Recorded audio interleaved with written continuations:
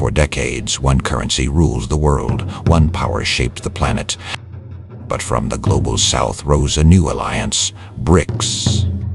Brazil, Russia, India, China, and South Africa, 5 nations rewriting the rules of power. They built their own bank, challenged the dollar, and invited new members from Saudi Arabia to Iran. The West calls it a threat.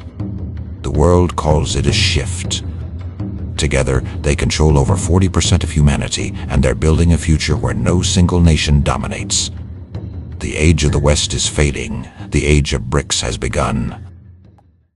The story begins not in Beijing or Moscow, but in the offices of Goldman Sachs. In 2001, economist Jim O'Neill coined a term, BRICS. It stood for Brazil, Russia, India, and China, 4 rising economies that could reshape global growth. No one imagined that a banker's acronym would evolve into a political alliance, one that would question Western hegemony. Then came 2008. The Western financial system cracked. America's banks fell. Europe trembled. But the BRIC nations, they stood resilient. The crisis that weakened the West strengthened their resolve. In 2009, Russia hosted the first BRIC summit. Their message was clear. The world needed balance. A year later, South Africa joined, turning BRIC into BRICS. Together, they represented over 40% of humanity, 25% of global GDP, and a vision of a multipolar world. This was no longer just an economic idea. It became a geopolitical force, an alliance of emerging powers demanding a seat at the world's table. Each BRICS nation brought something unique: China, the world's factory; India, the service and tech powerhouse; Russia, the energy giant; Brazil, the agricultural titan; South Africa, the gateway to Africa's minerals.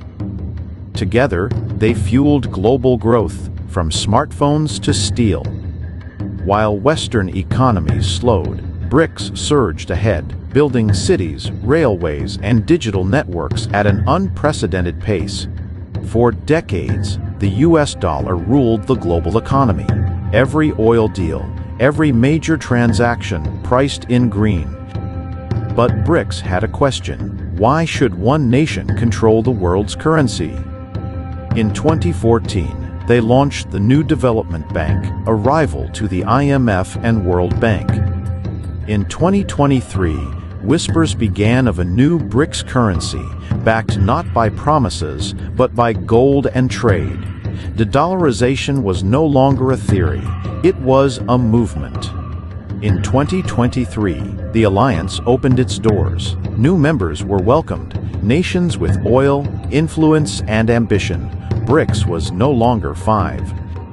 It became a movement, BRICS Plus. From Asia to Africa, Latin America to the Middle East, countries lined up to join. What began as an economic bloc had evolved into a coalition of nations seeking independence from Western dominance. But the rise of BRICS didn't come without resistance. The United States and its allies saw it as a challenge, even a threat. As Washington strengthened NATO, Moscow deepened BRICS ties. As the West imposed sanctions, BRICS built alternatives. From digital payment systems outside SWIFT to joint military drills and energy deals in local currencies, BRICS began weaving a new world network. One trade, one currency, one partnership at a time. We're witnessing the slow decline of Western unipolarity and the rise of multipolar power. The vision of BRICS goes beyond power. It's about balance. They aim to redefine globalization, not as domination, but cooperation. Through technology, trade, and diplomacy, they're reshaping what it means to be powerful in the 21st century.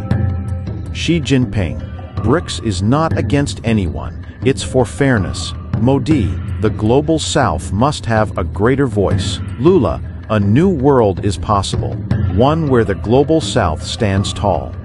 From a banker's acronym to a global alliance, BRICS has come far.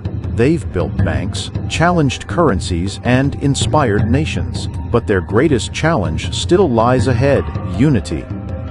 For 5 nations with 5 visions, the future will depend on whether they can stand together or fall divided.